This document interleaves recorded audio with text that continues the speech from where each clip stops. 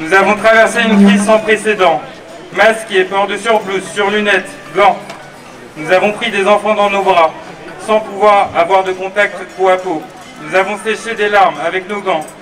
Nous n'avons pas pu serrer ces enfants contre nous par peur de ce virus, mais nous l'avons fait. Nous avons gardé notre rire, nos blagues, nos comptines pour améliorer leur quotidien. Une médaille, un défilé pour le 14 juillet, non. Une revalorisation de salaire, un arrêt des fermetures de lits, une augmentation quantitative du nombre de soignants, oui.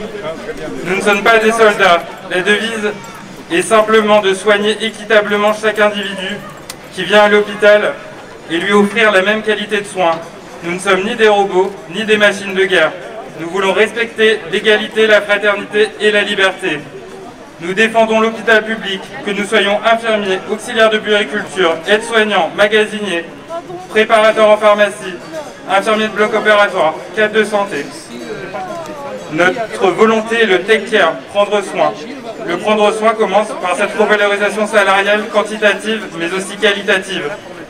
Je ne cesserai de dire que j'aime mon métier, mais pas dans ces conditions. Merci à tous.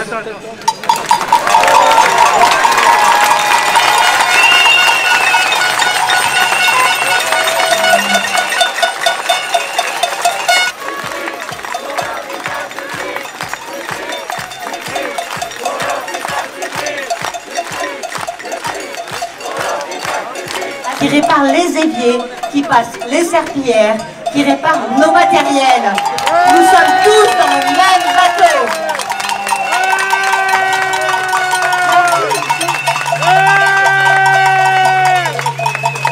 Tous les collectifs qui sont là, le printemps de la psychiatrie, le collectif Interurgence, les syndicats qui soutiennent ce mouvement et qui sont dans le mouvement avant nous déjà, aux collègues des autres hôpitaux, de La Fontaine, de Tenon, de tous des collègues partout en France qui sont en train de se mobiliser maintenant.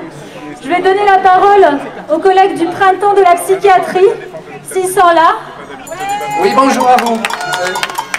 Je suis soignant en pédopsychiatrie dans le sud de la région parisienne et je voulais dire juste une chose. L'hôpital public a été ravagé pendant des années par des politiques technocratiques et qui ont eu comme outil la T2A. Aujourd'hui, tout le monde reconnaît que c'est un outil qui a détruit l'hôpital public. Je suis là pour vous dire qu'à cet instant, dans cette période, les politiques pensent à appliquer une partie de T2A à la psychiatrie. Il faut absolument arrêter ça. Voilà ce que je voulais dire. Donc vous êtes aussi un collègue de pédopsychiatrie, c'est ça? Du 19e, un collectif du 19e de pédopsychiatrie. Exactement, merci beaucoup, merci à tout le monde d'être présent, ça fait chaud au cœur et ça montre qu'il y a une détermination quand même très vivace dès le départ. Juste en sortie de déconfinement, je trouve ça extraordinaire. Moi je prends la parole au nom du collectif de la pédopsychiatrie du 19e arrondissement. On est d'ici, on est dans le quartier, on travaille tous les jours avec des enfants, avec des familles, en lien avec le tissu associatif, avec les écoles. On fait un travail de lien, de relations, de rencontres avec nos petits patients et leurs familles. Et aujourd'hui, on a décidé de se mettre en grève. Pendant le confinement, on a décidé de se mettre en grève des données. On arrête de remplir les logiciels de recueil de données qui, depuis 30 ans, participent à la destruction de nos services.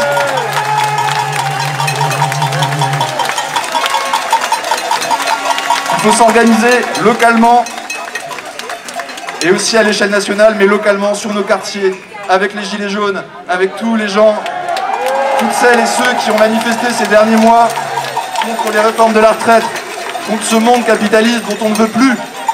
La santé doit être une priorité et effectivement, comme le disait le camarade tout à l'heure, ces logiciels doivent être quelque chose qui doit, comment dire, excusez-moi, je perds un peu mes mots, qui doit rentrer dans la tête des gens. Il faut faire cette critique de ces logiciels, que ça soit dans le champ de la santé, dans le médico-social, le social, à l'éducation, enfin dans l'éducation nationale, etc., etc. Tous les métiers sont impliqués par ces recueils de données, par cette gestionnarisation à partir de statistiques, etc. Il faut en sortir, il faut que les collectifs de travail reprennent le pouvoir sur la dimension sociale, collective. Je m'éloigne un petit peu. Merci beaucoup. Hôpital de Saint-Denis, qui ont bien subi la vague du coronavirus en plein fouet, où il y a eu beaucoup de difficultés, où il y a eu beaucoup de décès. C'est un département qui a énormément souffert. Donc si on peut avoir son témoignage, ce serait formidable. On va essayer de prendre la parole à deux, parce que ce qu'on est en train d'essayer de construire, c'est un mouvement multiple, un mouvement de masse. Et déjà, on voudrait dire merci, mais un grand merci aux collègues de Debré, aux collègues de Toulouse, aux collègues du Vinacier, aux collègues de Saint-Étienne qui ont ouvert la voie. Et hier, à la même heure, devant notre hôpital, on était plus d'une soixantaine à dire qu'on continuera plus comme avant, qu'on veut des augmentations de salaire immédiatement, qu'on veut des effectifs, qu'on veut des titularisations, que le gouvernement en face de nous, il flippe. Parce qu'il sait qu'on est unis et que la population ne pourra faire rien avec elle. Alors les syndicats sont légitimes dans cette lutte, mais les collectifs sont 1000 fois légitimes, parce que eux aussi, ils ont montré leur légitimité en occupant la lutte sociale depuis des années. Spéciale dédicace au collectif Interurgence, au collectif Interhôpitaux, à tous ceux qui se battent. L'objectif, et il est assez simple, c'est que tous les jeudis, devant tous les hôpitaux de France, les rassemblements se multiplient et qu'on porte tous la même exigence, une rupture avec tout ce qui a été fait sur les 30 dernières années, toutes les politiques publiques, une vraie redistribution des richesses et un financement pérenne des hôpitaux publics. Je passe la parole à ma collègue Muriel. Là, les collègues hier qui se sont mobilisés, c'est des infirmières, des aides-soignantes, des agents de services hospitaliers, des rééducateurs, qui sont pour nombreux tous en CDD sur des postes fixes, et déjà ils demandent des embauches immédiates de tous ces postes-là, en plus des embauches supplémentaires qui manquent par rapport aux sous-effectifs qu'on subit tous dans tous les services, que ce soit aux urgences, en réanimation, mais aussi en gériatrie, en médecine physique de réadaptation.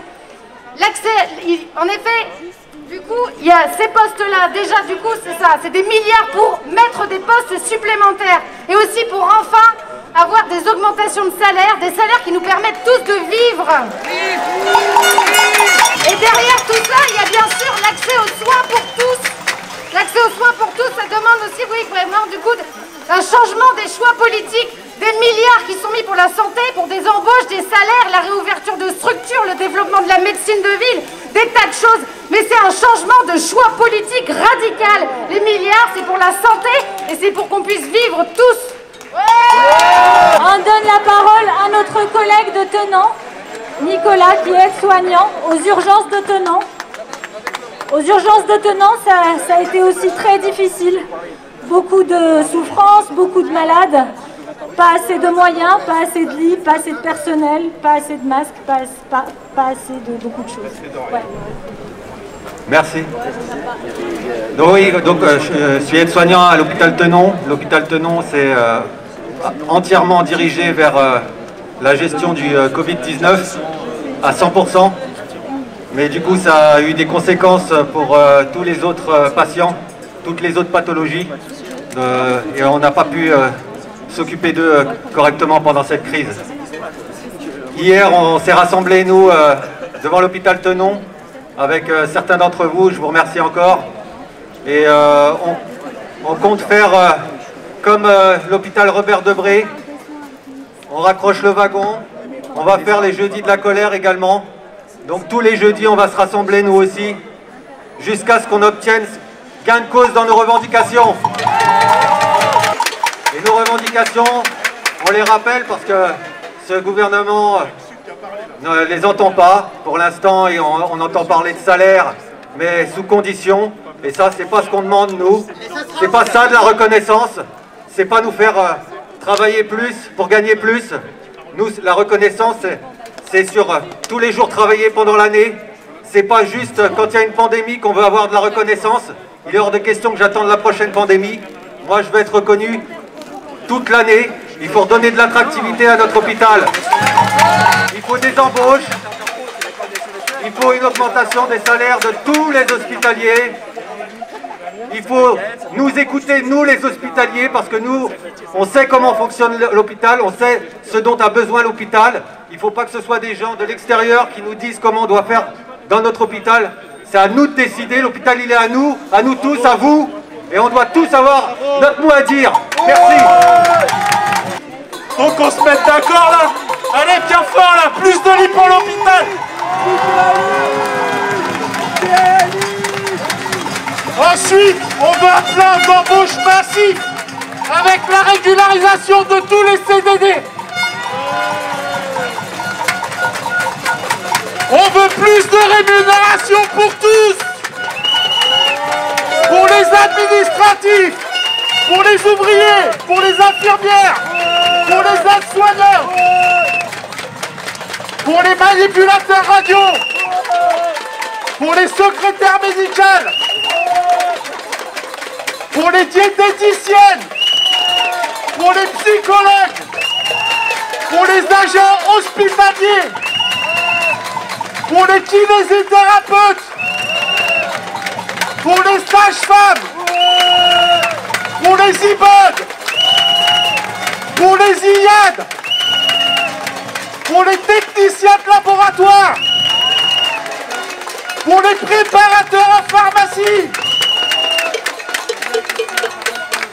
Tous ces personnels sont la seule constituante de l'hôpital public. Une dernière chose, on a besoin de démocratie à l'hôpital. C'est toujours les mêmes qui prennent les décisions. Il y en a marre. On veut le partage de la gouvernance. Et c'est ni négociable, ni amendable. C'est la voie à suivre. Maintenant, dans chaque hôpital, il faudrait que tout le monde fasse la même chose en choisissant une journée par semaine avec une date, le 16 juin dans le décor. Et là, le 16, il faut qu'on soit tous ensemble. Merci à tous, à bientôt.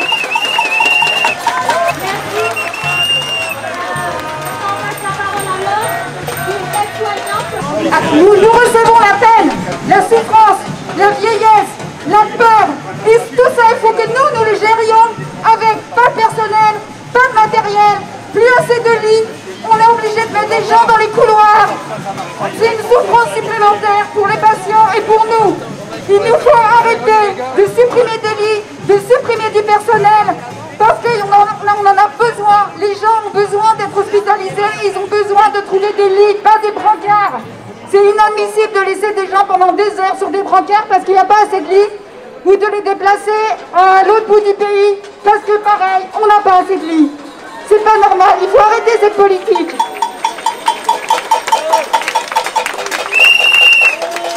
Et une dernière chose, je me dis que dans notre malheur, nous avons eu de la chance, parce que si c'était Ebola qui était arrivé, la moitié d'entre nous ne serait pas là aujourd'hui, parce que les hôpitaux n'auraient pas pu gérer une telle catastrophe. Ouais, bonjour, je suis infirmière à rien et on est encore dans le Covid jusqu'au cou. Alors, on est soi-disant dans le plus grand hôpital de Paris, on n'a plus de tenues jetables et les masques sont toujours des masques périmés. Bon voilà, pour dire que Macron, quand il promet des choses, c'est vraiment des mensonges. On n'a pas plus de tenues qu'ailleurs et c'est toujours le bordel. Donc, quand Macron est venu, ce qui a été bien, c'était du personnel qui est venu, pourtant c'était vraiment à l'arrache. Donc des personnels des urgences sont venus, des bâtiments des urgences et des bâtiments à côté. Et ce qui était essentiel et ce qui a vraiment été nouveau, c'est que tout le monde ose demander des augmentations de salaire. Après ce qu'on a vécu là, tout le monde ose. On en a tellement bavé et on sait qu'on va en baver. Donc des augmentations de salaire, c'est indispensable. Indispensable. Alors évidemment, les autres revendications, moi je suis archi d'accord, les lits, la formation, tout ce qu'il y a pour le personnel, bien entendu. Mais pour avoir ça, comment on va faire pour avoir ça? Vous avez vu Macron, ce qu'il a fait? Il file des milliards aux entreprises automobiles qui sont en train de licencier. Ils vont licencier. Donc ces milliards, si on veut les avoir pour nous, il va falloir se battre avec les salariés de ces secteurs aussi. Et puis tout le monde a besoin des augmentations de salaire, hein, que ce soit dans l'automobile, que ce soit dans le commerce, dans ceux qui ont participé justement à cette crise du Covid. Donc pour les avoir ces milliards, il faudra s'y mettre tous. Et là, moi, je pense que tout le monde sait bien, mais c'est pas un soutien qu'il faut aux hôpitaux, c'est une participation active pour défendre son boulot aussi et son salaire aussi. Parce que c'est comme ça qu'on pourra faire pression sur ce gouvernement pour inverser la tendance. Pour que ces milliards, ils n'aillent pas à ces salopards là qui sont en train de licencier, mais pour nous, pour tout ce qui est utile à la population. Peut-être une dernière intervention de Josette, qui fait partie du CIVG de Tenon, un collectif pour le droit à l'avortement. Oui, bonjour. Alors, combien de fois nous sommes venus ici soutenir les soignants et tout le personnel de l'hôpital Robert Debré. C'est pas loin de chez nous, hein, c'est pas loin de Tenon.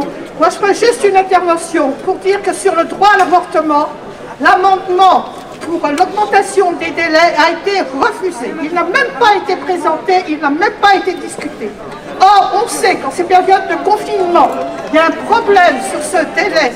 C'est un problème toute l'année, mais là, il est particulièrement accentué dans la mesure où les femmes sont très peu sorties. Les femmes sont très peu sorties pour plusieurs raisons.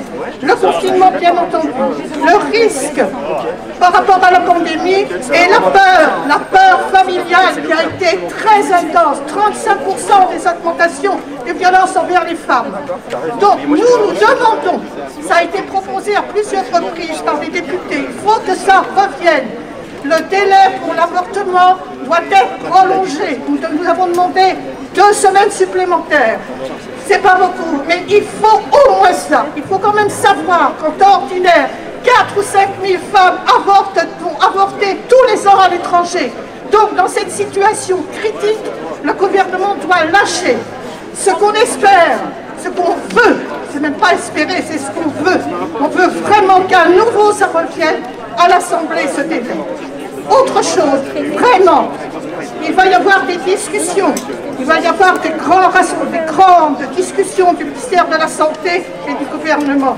Ce qu'on espère vraiment pour vous, ça ne soit pas un foutage de gueule, comme ça a été pour le Grenelle des violences envers les femmes, où vraiment c'est moquer du monde comme il n'est pas permis. Ce qui se passe en ce moment... On remercie particulièrement tous les soignants et il faut en finir avec ces gestions de l'hôpital. C'est une gestion parce que il y a bien sûr le ministre, mais il y a aussi en dessous monsieur Hirsch, qui est vraiment lamentable dans cette affaire. Il faut le dire, il faut les moyens sur la ville de Paris. Il n'hésite pas à vendre une partie de l'hôtel Dieu alors qu'on en a terriblement besoin. Donc tout ça, ça doit cesser. Merci. Ce qu'on voit, c'est du travailler plus pour gagner plus. Ce n'est pas notre combat. Les collègues à l'hôpital travaillent déjà énormément, sont en horaire décalé, travaillent un week-end sur 2. Ils font déjà beaucoup d'heures supplémentaires. Ils n'en demandent pas plus. On nous parle encore de partenariat public-privé. Alors on nous dit que c'est pas un tabou.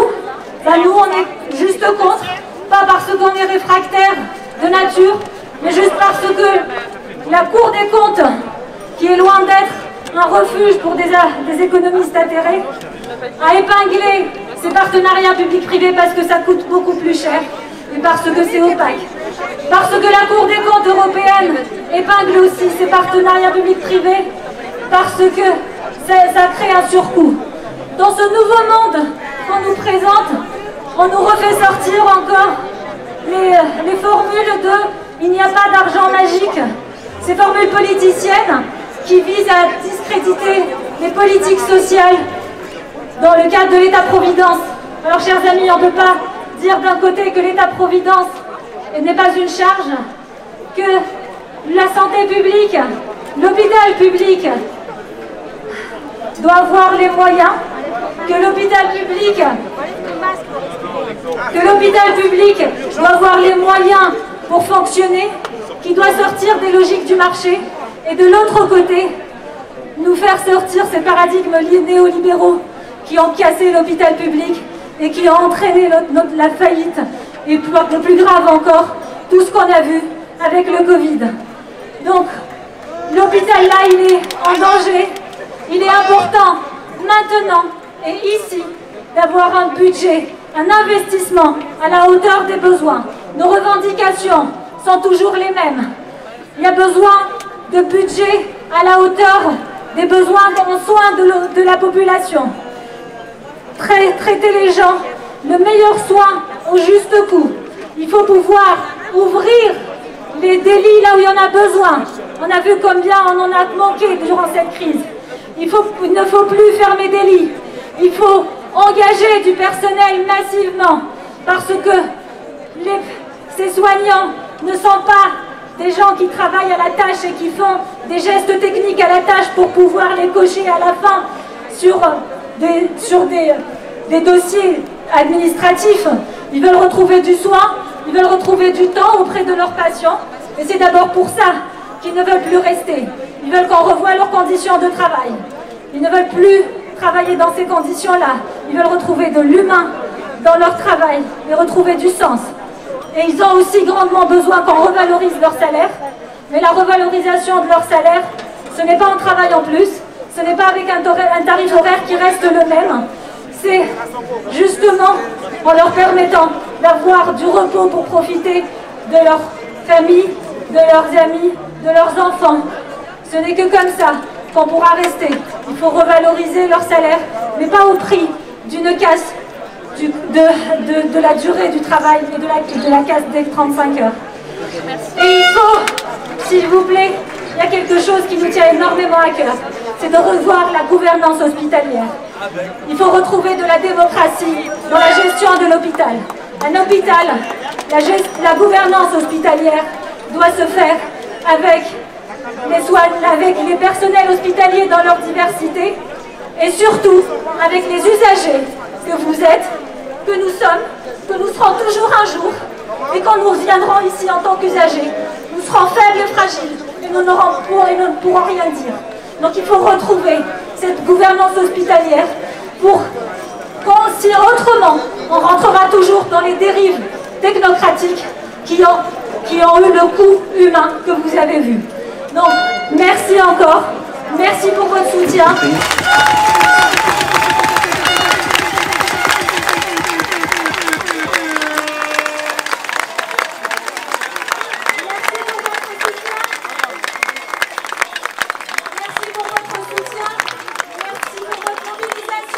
Les hostos, que des soignants tristes en larmes, qui ont le moral à zéro. Le quotidien, c'est la misère, quand des patients et leurs marmots affrontent les hôpitaux déserts, en quête de soins pour tous leurs maux.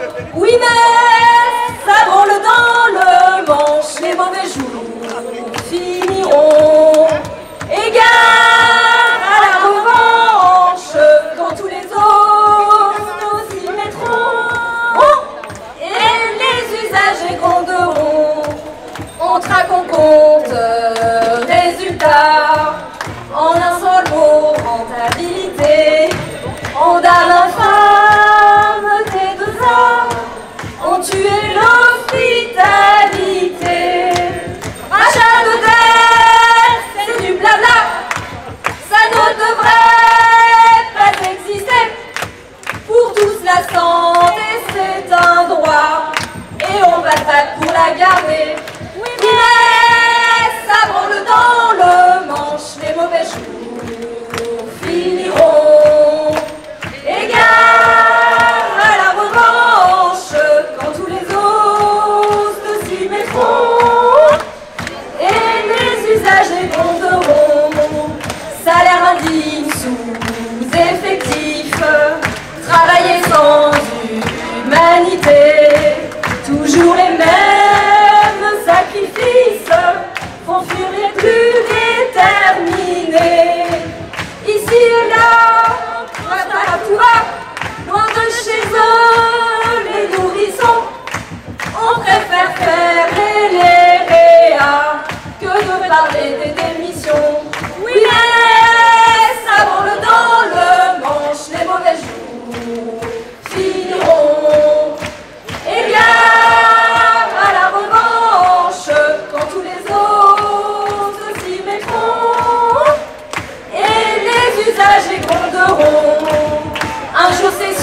ça va craquer. On met les patients en danger. Si le président nous écoutait, nos hôpitaux seraient sauvés. Alors un jour on gagnera, le soin son sens retrouvera. Ensemble au saut on retrouvera. L'espoir est là, nous on y croit.